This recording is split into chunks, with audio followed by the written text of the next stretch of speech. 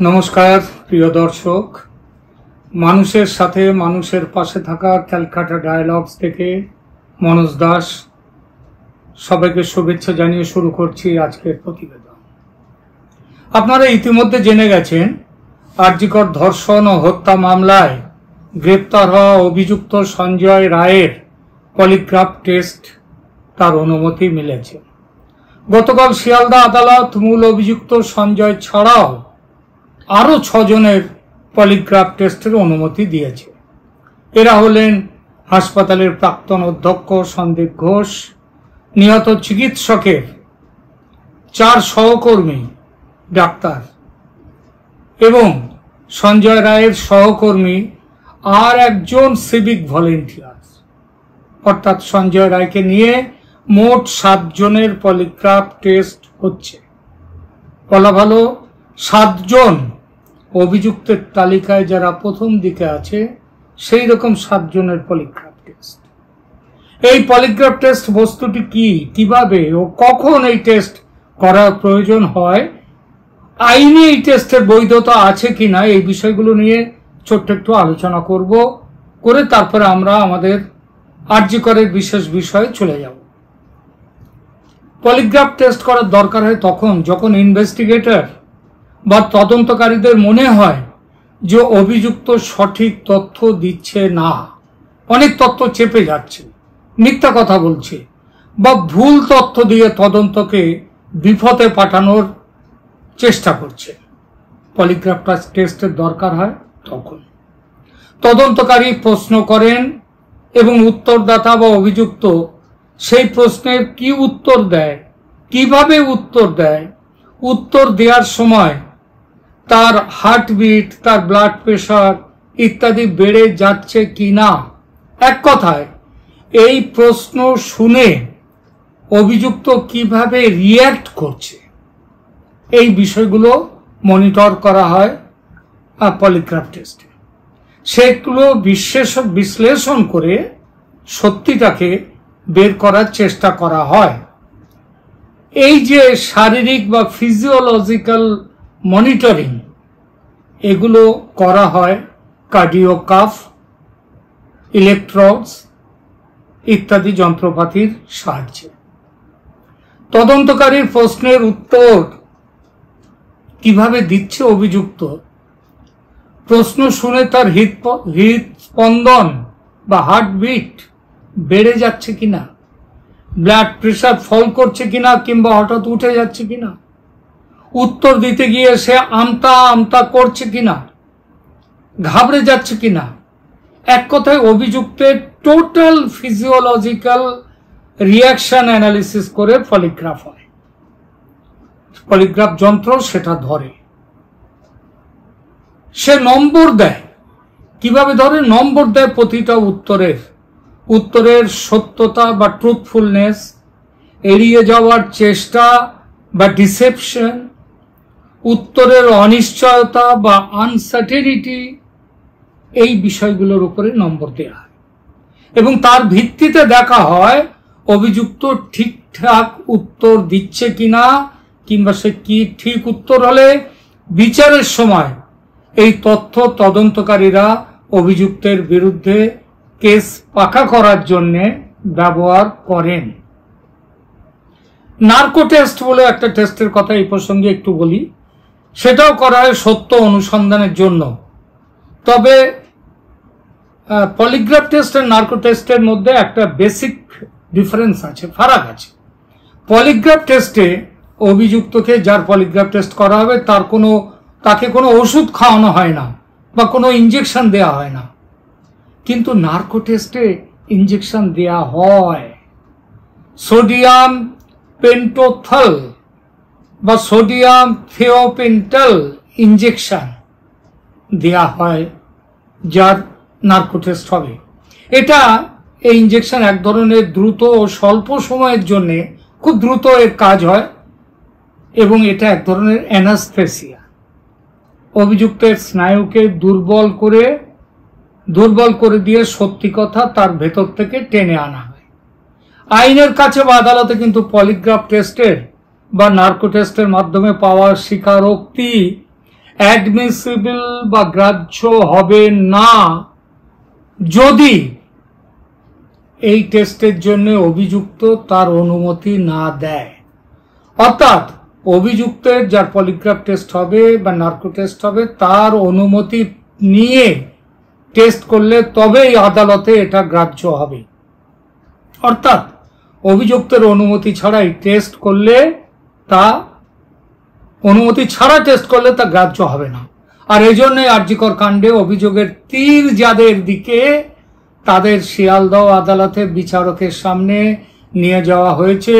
সেখানে এই টেস্ট কি ধরনের বিষয় সেটা অভিযুক্তদের প্রত্যেককে আলাদা আলাদা করে শোনাতে হয়েছে, বলতে হয়েছে এই টেস্টের সময় যে স্টেটমেন্ট অভিযুক্ত দেবে সেটা তার বিরুদ্ধে ব্যবহার করা হতে পারে। এটা জানার পর যদি অভিযুক্ত অনুমতি দেয় তবে সেই স্টেটমেন্ট নেওয়া যাবে এবং সেটা আদালতে ব্যবহার করতে পারবে তদন্তকারী সংস্থা। ফিরে আসে আরজিকর কাণ্ডে। তদন্ত হাতে নেওয়ার পর থেকে যেসব খবর বাইরে আসছে তাতে জানা যাচ্ছে যে সিবিআই ইতিমধ্যে নিহত চিকিৎসকের 4 সহকর্মী, যাদের মধ্যে এক মহিলা সহকর্মী বা সহপাঠীও আছে, তাদের কয়েক দফা জিজ্ঞাসাবাদ করেছে। এই 4 জনের সঙ্গে সেই রাতে নিহত ডাক্তার মহিলা একসঙ্গে ডিনার করেছিলেন। গোটা ঘটনায় এই 4 জনের জড়িত থাকা নিয়ে একটি অডিও ভয়েস রেকর্ড খুব ভাইরাল হয়েছিল। আমরাও এই চ্যানেলে কয়েকদিন আগে সেই অডিও ভয়েস রেকর্ডটি আমরা সেটা প্রতিবেদনের মধ্যে শুনিয়েছি।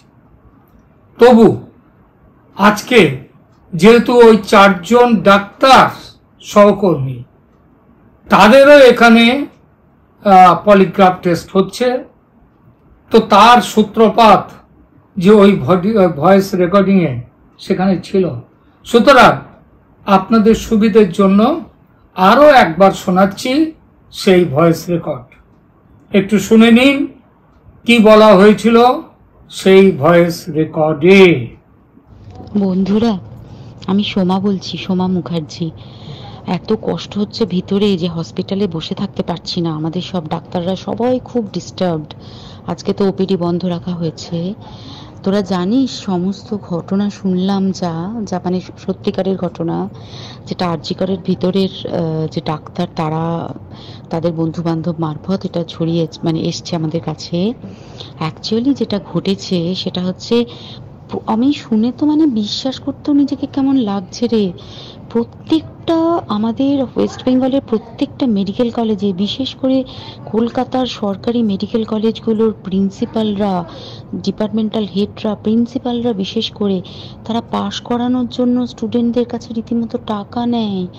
যেসব স্টুডেন্টরা, ইন্টার্নরা, পিজিটিরা যারা ভালো করে ক্লাস করে না বা থিসিস তারা জমা দেবে, পিজিতে তো থিসিস জমা দিতে হয়, তো যারা এমবিবিএস ফাইনাল পাস করবে না, সাপ্লি পাইয়ে দেবে, ইন্টার্নের কমপ্লিশন দেবে না, ইন্টার্ন হওয়ার পর কমপ্লিশন না দিলে তারা রেজিস্ট্রেশন নাম্বার পাবে না, এই সমস্ত ভয় দেখিয়ে টাকা পয়সা নেয়। সমস্ত জায়গাতেই এটা আছে।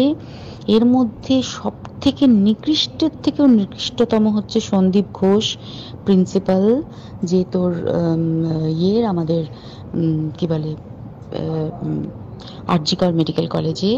সেখানে ভাব যে ওনার একটা বিশাল নেক্সাস ছিল, যাতে উনি বেশ কিছু ইন্টার্ন, হাউস স্টাফ এদেরকে দিয়ে ওই নেক্সাসটা চালাতেন।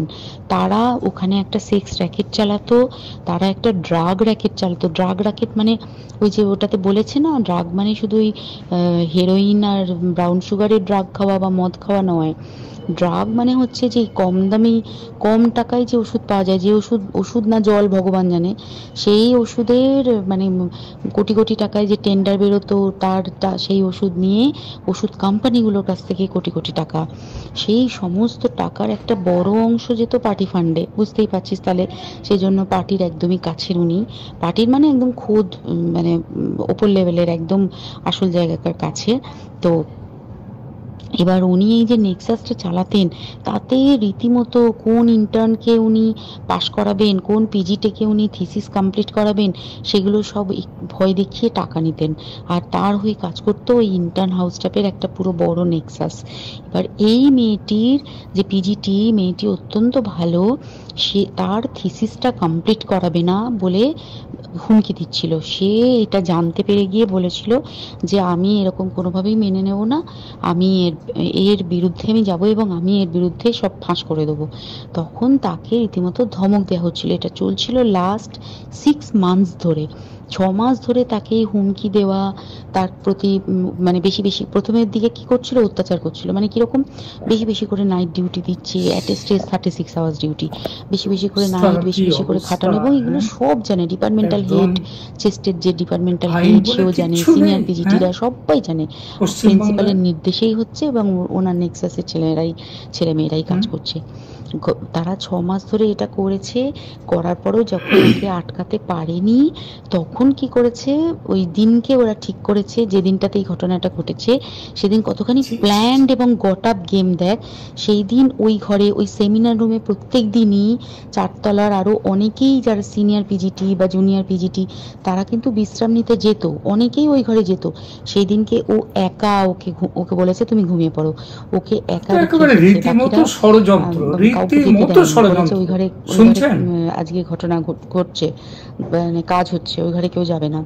ওই ঘরে সেই দিনকে ওর সাথে যখন খাওয়া দাওয়া করেছে 4জন, সেই 4জনের মধ্যে একটি মেয়ে পর্যন্ত ছিল। সে কিরকম, এটা ডাক্তার না জানোয়ার জানি না আমি, জানোয়ার বললেও জানোয়ারদের অপমান করা হয়, কারণ জানোয়ার সমাজে এরকম কাজ হয় না। তো ডাক্তার না কি আমি বলতে পারবো না। সেই ইন্টার্ন মেয়েটি আরেকটি ইন্টার্নের গার্লফ্রেন্ড। তো তার সাথে ওই পিজিটি মেয়েটির প্রচুর ঝগড়া হয়েছে। ঝগড়া হওয়ার পরে তারা তো হুমকি টুমকি দিয়ে চলে গেছে, দিয়ে তারপর বলেছে তুমি ঘুমো। এবার ও তো জানে না, ভালো মনে শুতে এসেছে। তারপরে তারা গিয়ে মদরত খেয়েছে, 7-8জন মিলে চড়াও হয়েছে। এবং তোরা জানিস যে প্রথমে তার হাত দুটোকে দুপাশে 2জন ধরে রেখেছে এবং সেই কাজে সেই মেয়েটিও সাহায্য করেছে, ইন্টার্ন মেয়েটি। 2জন ওকে পা দুটোকে টেনে জরাসন্ধের মতো ছিঁড়ে ফেলেছে, মানে ছেঁড়ার মতো করে টেনেছে, যাতে পেলভিক বোন ভেঙেছে, কলার বোন ভেঙেছে। মানে কি চিন্তা করা যায়, মানে বিধ্বস্ত, কি নৃশংস অত্যাচার করেছে। ওকে উল্টো দিক করে শুয়েছে, পিঠের ওপর দিয়ে বুট পরে হেঁটে গেছে, মাথাটাকে এমন থেতলেছে যে মানে কালফাল রাপচার হয়েছে। এই সমস্ত করার পরে শ্বাসরোধ করে তাকে মেরেছে। মেরে তারপরে আরো যেটা আরো ভয়ঙ্কর, যে একটা মৃত মানুষকে মিনিমাম ডিগনিটি দিতে জানে না। তারা নিচে এসে দেখেছে ওই সঞ্জয় তখন বসে মদ খাচ্ছিল অন্য আরো গ্রুপ ডিস্টার্বদের সাথে। সঞ্জয় ছেলেটাকে পার কাটা সঞ্জয় বলতো ওরা, ওকে বলে ফল গাই। মানে ওর একটু ওইসব আলুর দোষ আছে, ও যত্রতত্র যখন তখন প্রস্টিটিউট এলাকায় যায়। এবার দেখেছে যে একে দিয়ে যদি একটা রেপ করিয়ে দিতে পারি, তাহলে ঘটনার মোড়টা অন্যদিকে ঘুরে যাবে। এইবার ওকে বলেছে যা, সেমিনার রুমে তোর জন্য রেখে এসছি, যা তুই এবার গিয়ে কাজ করে দিয়ে আয়। ও এসে ওই ডেড বডিকে রেপ করেছে, যাতে তার ভ্যাজাইনাতে সিমেন্ট পাওয়া যায়। তো এবার এই হচ্ছে, প্লিজ আমি নাম করে ফেললাম সবকিছুই, কতজন আমি যে নামগুলো পাঠিয়েছি, এই সব ডাক্তাররা এরা সব জড়িত জানিস, কিন্তু কেউ কোনো প্রমাণ নেই। এবং ডাক্তাররা যে বাথরুমটাতে হাত পা ধুয়েছে, রক্ত ধুয়েছে। শুনলেন আপনারা কি ভয়ঙ্কর, নৃশংস, বিভৎস। এরা ডাক্তার হবে, এরাই ডাক্তারি করবে, মানুষের সেবা করবে। এটা তো কি বলবো, এদের কোনো পশুও এদের মতো এরকম নয়, নর পশুও বলা যায়। ঘটনার পরপর পুলিশ জানিয়েছিল যে সঞ্জয় রায় নাকি অপরাধ স্বীকার করেছে, এবং পুলিশের প্রাথমিক ভাষ্যে এটাও বলা হয়েছিল সঞ্জয় রায় একাই অপরাধী। সিবিআই এর কাছে অবশ্য সে নিজেকে নির্দোষ দাবি করেছিল, যদিও তার বক্তব্যে প্রচুর অসঙ্গতি ছিল। শিয়ালদা কোর্টে তার উকিল কবিতা সরকার যখন তাকে পলিগ্রাফ টেস্টের বিষয়ে বুঝিয়ে বলছিলেন, তখন সে নাকি বলেছিল সে যে নির্দোষ তা এবার বেরিয়ে আসবে। সঞ্জয় রায় এখন প্রেসিডেন্সি জেলে অত্যন্ত কড়া পাহারার মধ্যে সলিটারি যে সেল, সেই সেলে আছে। এবার এই একটু আগে যে শুনলেন অডিও ভয়েস রেকর্ড, 4 সহপাঠী ও সহকর্মী ডাক্তার তারাও কিন্তু সিবিআই এর নিশানায় আছে। তারা ঠিকঠাক উত্তর দিচ্ছেন না, অনেক কিছু চেপে যাচ্ছে। সে কারণেই তাদের পলিগ্রাফ টেস্ট করতে চাইছে সিবিআই, অর্থাৎ সন্দেহের তালিকায় তাদের নাম কিন্তু ওপরের দিকে রেখেছে। যে অডিও ভয়েস রেকর্ড আপনাদের শোনালাম তার সাথে দেখুন সিবিআই এর সন্দেহ কিন্তু মিলে যাচ্ছে। প্রাক্তন অধ্যক্ষ সন্দীপ ঘোষকে যেভাবে গত 7-8 দিন প্রত্যেক দিন 12 থেকে 13 ঘন্টা করে জেরা করা হচ্ছে এবং তারপরেও পুরো কথা তার পেট থেকে বের করা যাচ্ছে না, তাতে পরিষ্কার সন্দেহের কেন্দ্রে আছেন তিনিও। ঝেড়ে কাশছেন না বলে তার বিরুদ্ধে পলিগ্রাফ টেস্ট করতে গিয়েছে সিবিআই, তথ্যের অনেক মিসিং লিঙ্ক খুঁজে পেতে। একই কথা প্রযোজ্য মৃতার চিকিৎসক তারও 4 সহকর্মী সম্পর্কে। প্রথম থেকে একটা সন্দেহ প্রবল ছিল, একা সঞ্জয় রায় অপরাধী হতে পারে না, সেটা সত্যি হওয়ার দিকে এগিয়েছে অনেকখানি। নতুন সন্দিগ্ধ হয়ে এসেছে আর একজন সিভিক ভলেন্টিয়ার। সঞ্জয় রায়ের সঙ্গে একযোগে ধর্ষণের অপরাধে এই দ্বিতীয় সিভিক ভলেন্টিয়ারটিও যুক্ত বলে নাকি সিবিআই এর প্রবল সন্দেহ। আপনাদের তো এখানে বলা উচিত, সেটা হচ্ছে ওখানকার ওই চেস ডিপার্টমেন্টের একজন 4র্থ শ্রেণীর কর্মী কবিতা কয়াল, তাকেও সিবিআই 2 দিন ধরে ডেকে নিয়ে গিয়েছিল ওই সল্টলেকের সিজিও কমপ্লেক্সে, সিবিআই দপ্তরে। সেখানে তার বয়ান নিয়েছে, তাকে জেরা করা হয়েছে 2 দিন, কিন্তু তাকে কিন্তু পলিগ্রাফ টেস্ট তার কিন্তু করা হচ্ছে না।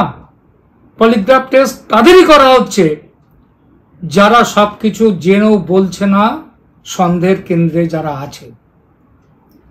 জানতে পাচ্ছি 50 জনের বেশি মানুষকে সল্টলেকের কমপ্লেক্সে ডেকে সিবিআই তাদের অফিসে ডেকে তাদের জেরা করেছে।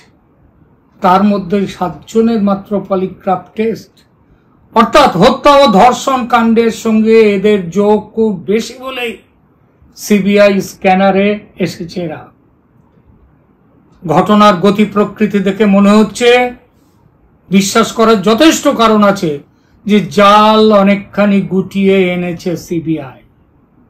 এখন বাকি কেবল ফাইনাল টাচ দেয়া, সেটাতে খুব বেশি দেরি নেই। এই দেরি নেই বলে যারা ওয়াকিবল মহল তারা মনে করছে দেশের মানুষ অধীর আগ্রহে অপেক্ষা করছে সেই মুহূর্তটির জন্য, যখন এই বীভৎস নারকীয় ঘটনার পর্দা ফাঁস হবে, ধরা পড়বে অপরাধীরা। আজ এই পর্যন্ত। শেষ করার আগে একটি অনুরোধ, যে যারা আমাদের এই প্রতিবেদন শুনলেন তাদের অনুরোধ করব সাবস্ক্রাইব করতে, লাইক দিতে, কমেন্ট করতে এবং পরিচিত জনদের মধ্যে আমাদের এই চ্যানেলের লিংক শেয়ার করবার জন্য। ভালো থাকবেন সবাই, ধন্যবাদ।